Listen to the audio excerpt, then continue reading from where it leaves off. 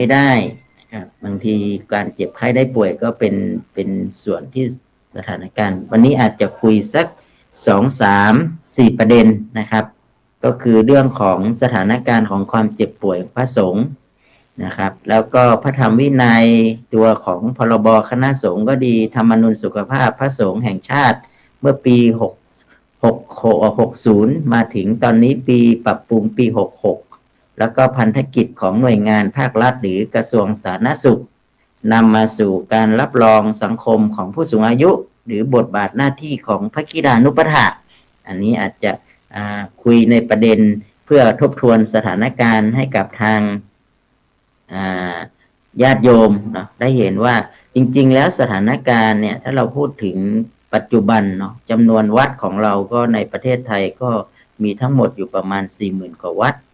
มีพระสงฆ์อยู่ประมาณ 290,000 นะครับแล้วก็มีสามเณรอยู่ที่ 58,000 ตอนนี้มันอาจจะไม่ถึงจำนวนนั้นนะครับตอนนี้สามเณรก็อาจจะอยู่ที่ประมาณสัก 30,000 หรือ 40,000 นะทีนี้เนี่ยเมื่อรวมแล้วเราก็ประมาณ 300,000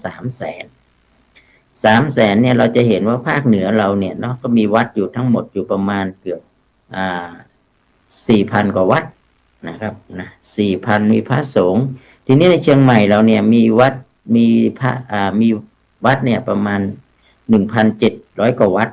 นะครับแล้วก็มีพระสงฆ์ก็สามเณรก็รวมกันแล้วก็ประมาณ10,000 กว่ารูปนะครับ10,000 กว่ารูป14,000จากการวิจัยก็ดีจากสถานการณ์ที่ผ่านมาก็ดีเนี่ยพระสงฆ์เราเนี่ยรู้สึกว่าจะป่วยเนาะป่วยหลักๆก็คือเรื่องเบาหวานความดันโลหิตอันนี้เป็นโรคสำคัญโดยเฉพาะยิ่งนะครับเราก็จะพบเรื่องของ NCD เบาหวานความดันเกิดจากการขบฉันอะไรต่างๆนี้ของพระสงฆ์แล้วก็นำมาสู่การสุขภาพนะครับพระสงฆ์เนี่ยนะครับย้อนหลังมา10 ปีที่ผ่านมาเนี่ยปรากฏว่าสุขภาพของพระสงฆ์เราแย่ลงนะขณะที่มีกลไกภาครัฐมีกลไกที่ดูแลสุขภาพดีมากขึ้นสุขภาพของฆราวาสญาติโยมดีขึ้นแต่สุขภาพของพระสงฆ์นะมีสุขภาพที่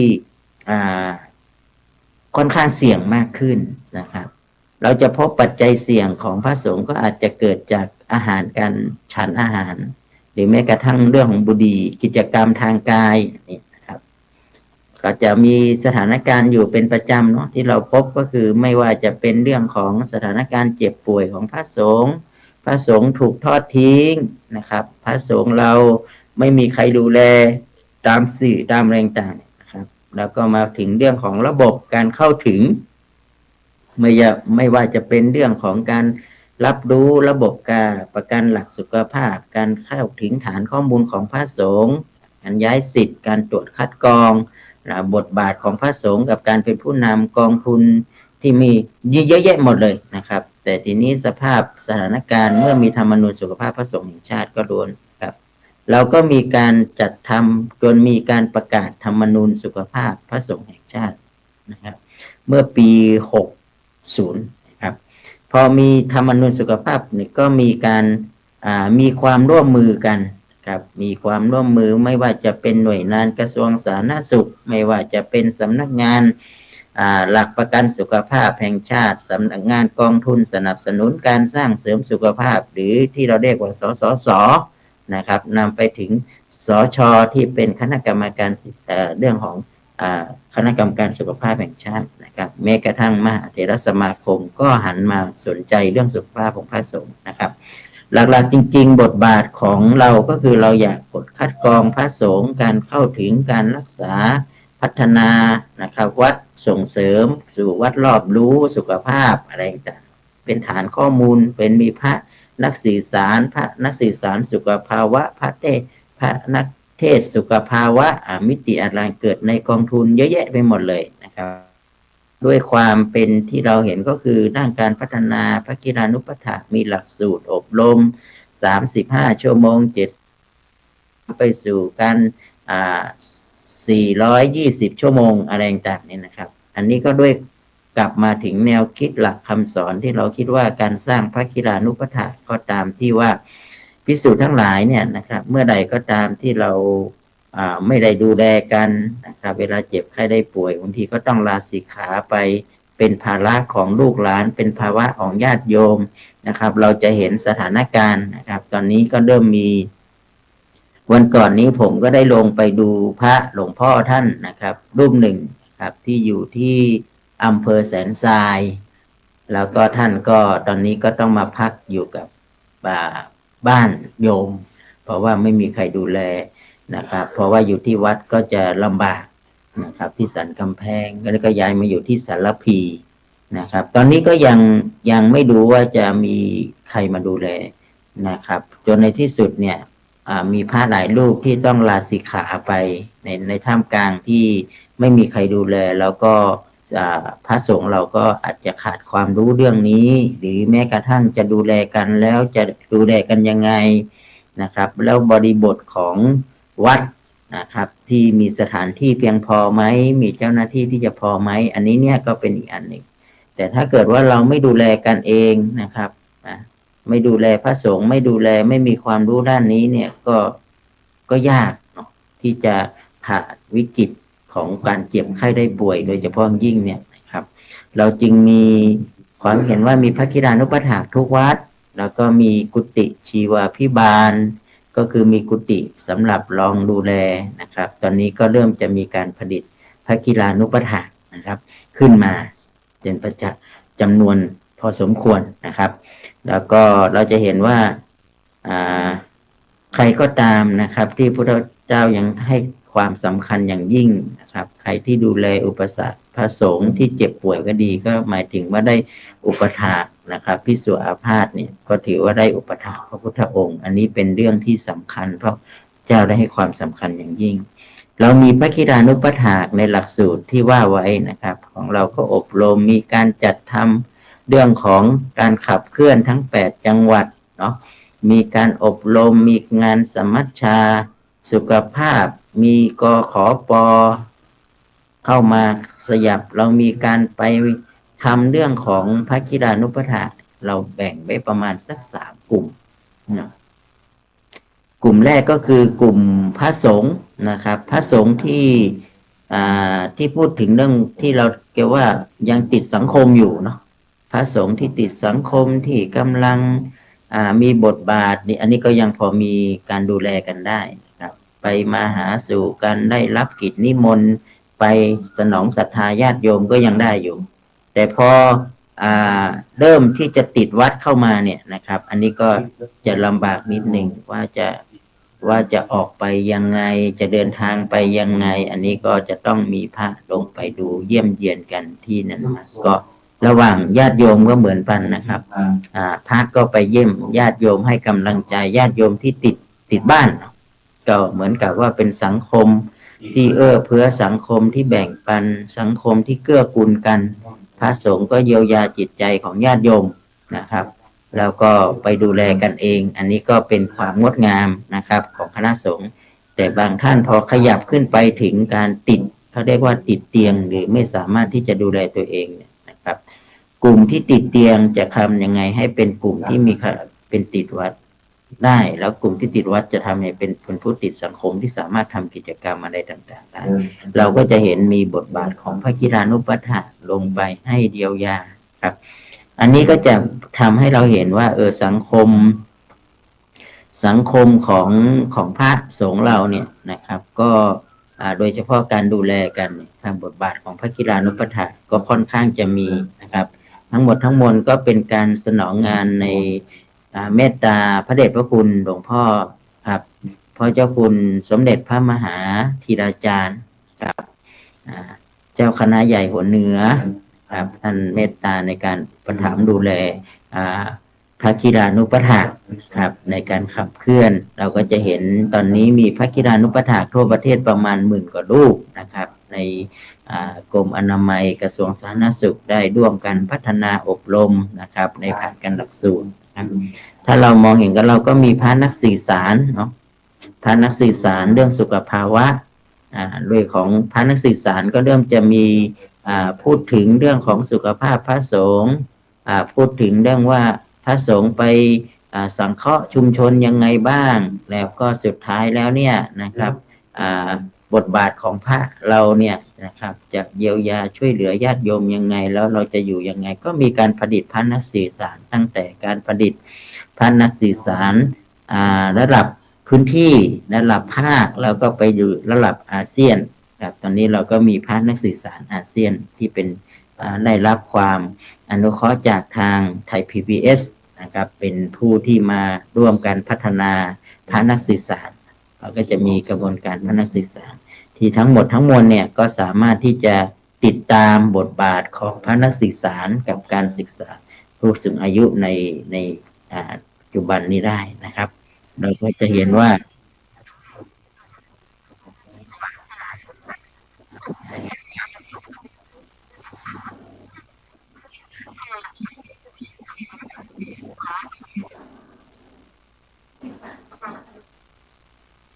ถ้าเราพูดถึงแล้วมองถึงเรื่องของกลไกสำคัญนะก็เป็นเรื่องของกลไกพระกีฬานุปทานและสิ่งสำคัญที่สุดก็คือกลยุทธ์ในการที่เราขับเคลื่อนงานนะครับเราขับเคลื่อนงานของวัดรอบรู้สุขภาพสู่นโยบายหรือการจากนโยบายสู่การปฏิบัติเนี่ยก็จะเห็นว่าเราเริ่มจากการสร้างการรับรู้ก็คือการเข้าถึงข้อมูลก่อนครับถ้าเราการเข้าถึงข้อมูลนะครับข้อมูลเรื่องการคัดกรองเรื่องสถานการณ์สุขภาพเรื่องหลักประกันสุขภาพเรื่องนี้นะครับเราก็ไปเข้าสู่การบริการเวลาเจ็บป่วยจะส่งกันยังไงป้องกันกันยังรักษายังไงฟื้นฟูยังไงนะครับจะส่งเสริมสนับสนุนให้ดูแลสุขภาพกันเองหรือจะมีการป้องกันก่อนที่จะเกิดโรคหรือก่อนที่จะพบเนี่ยจะป้องกันยังไงนะครับแล้วพัดเจอแล้วเราจะรักษายังไงแม้รักษาแล้วก็จะเยียวยาช่วยเหลือฟื้นฟูกันยังไงอันนี้เนี่ยด้านการพัฒนาศักยภาพเราก็ต้องรู้เนาะเรื่องความรู้เนี่ยเป็นเรื่องสำคัญนะโดยเฉพาะยิ่งก็คือการประชุมสัมมนาก็ดีนะการอบรมหลักสูตรต่างๆไม่ว่าจะเป็นหลักสูตรที่พูดไว้นะครับหลักสูตรของกรมอนามัยหลักสูตรของการทำงานหลักสูตรที่มันจะต้องเชื่อมโยงนะครับกับหลายสิ่งหลายอย่างที่มันเป็นเกี่ยวกับเรื่องของการพัฒนาองค์ความรู้เนี่ยครับมันก็จะมีหลักสูตรระยะสั้นหลักสูตรจนในที่สุดนำไปสู่หลักสูตร420ชั่วโมงของกระทรวงสาธารณสุขที่กำลังทำอยู่ทักษะในการฝึกปฏิบัติอันนี้ถ้าเราต้องมีความชำนาญมีการทำมีกิจกรรมนะครับลงชุมชนนู่นนี่นั่นนะครับจัดทำการประเมินตัวเองทบทวนอยู่ตลอดเวลานะครับไม่ว่าจะมีการวางแผนลงมือทำกลับมากิจกรรมทบทวนกิจกรรมที่ทำมาอันนี้ก็เป็นการพัฒนาศักยภาพของกลไกที่ว่าพระกีฬานุปทานนะครับด้านสื่อสารที่พูดไปก็คือเรื่องทักษะของการรับรู้การเข้าถึงการผลิตสื่อรู้เท่าทันสื่อตรวจสอบนะครับแล้วเราก็จะใช้ภาคีที่สำคัญก็คือยุค 4.0 ที่เราพูดถึงเนี่ยนะครับเราอาจจะต้องใช้คำว่า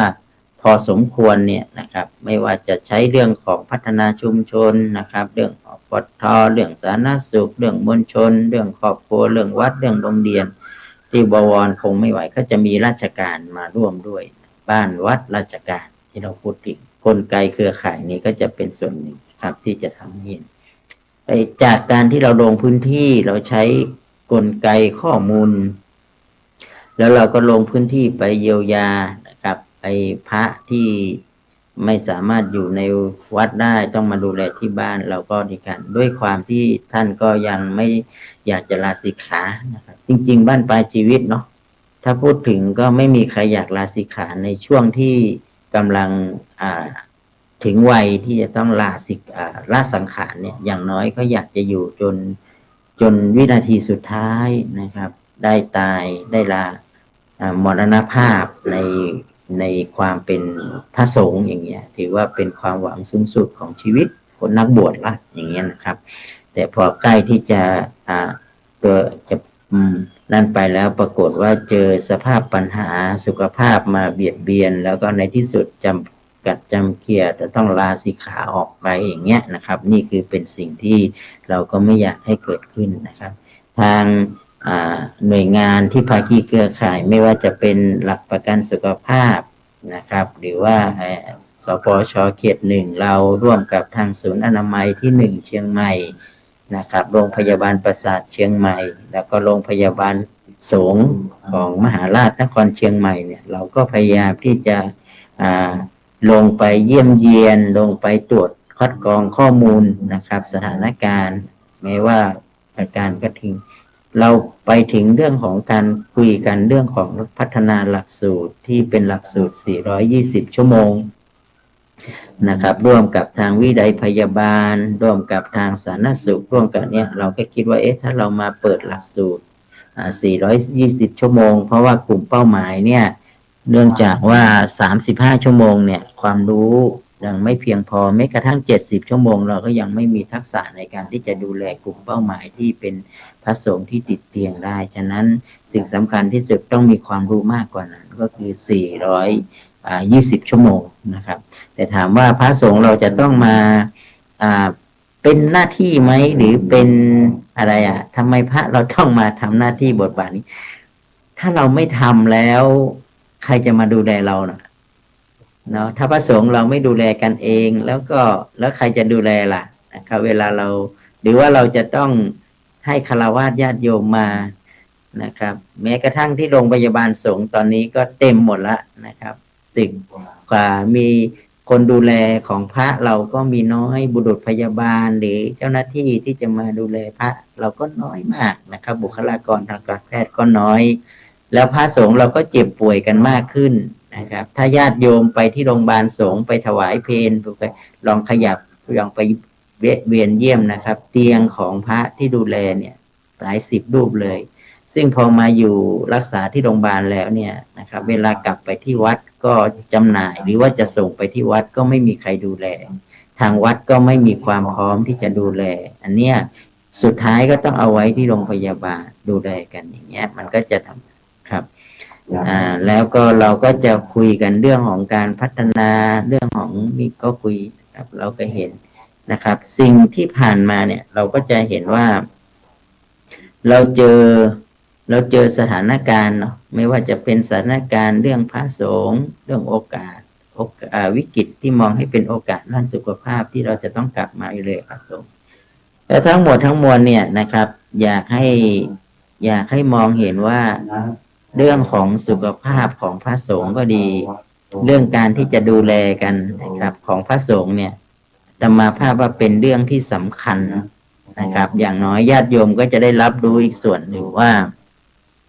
เวลาพระสงฆ์เราป่วยเนี่ย เราก็จะต้องทำยังไงแต่ตอนนี้มันมีกลไกอันหนึ่งก็คือเรื่องของพระคีลานุปถาก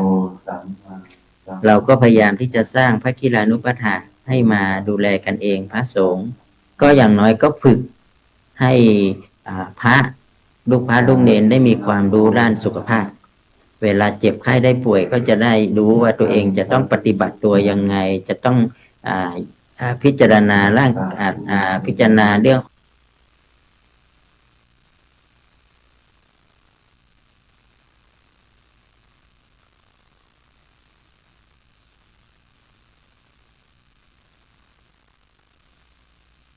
ของการ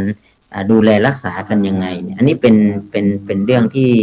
อาตมาว่าเป็นเรื่องที่สำคัญของพระสงฆ์ครับแล้วพระสงฆ์เราเมื่อใดก็ตามที่เราสามารถดูแลกันเองเนี่ยนะครับความงดงามของในหมู่สงฆ์เนี่ยก็ย่อมดีงามเนาะเป็นความงดงามที่ดีงามเป็นความงดงามที่มันเกิดขึ้นในสังคมนะครับโดยเฉพาะยิ่งสังคมของพระสงฆ์ของเราเนี่ยครับก็อยากให้มีอาตมาเชื่อว่าวัดทุกวัดนะครับอยากให้มีพระที่ดูแลกันเองเนี่ยแม้กระทั่งญาติโยมก็เหมือนกันก็อยากจะให้มีพระสงฆ์เนี่ยได้ดูแลกันเองไม่ว่าจะเป็นสามเณรวัดหรือแม้กระทั่งเรื่องที่เราจะ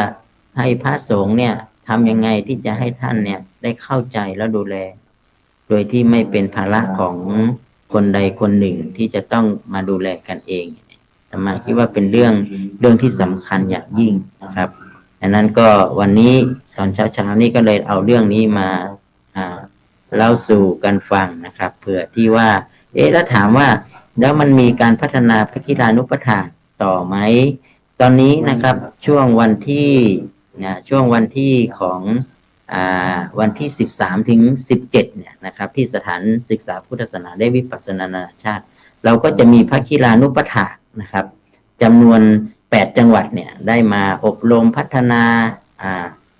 ความรู้นะครับเพิ่มเติมจากความรู้เดิมก็มีการมาอบรมนี่โดยกระทรวงโดยกรมอนามัยกระทรวงสาธารณสุขนะครับก็ได้นำมาสู่การฝึกกันนะครับแล้วอีกอันหนึ่งก็คือช่วงวันเวลานะครับที่เป็นวันที่19-20เนาะ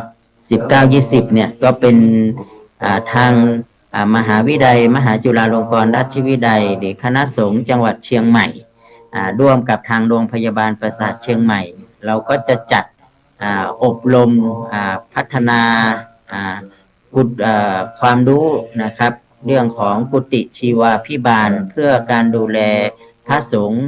ผู้สูงอายุและพระสงฆ์อาพาธด้วยโรคระบบประสาทที่มีภาวะพึ่งพิง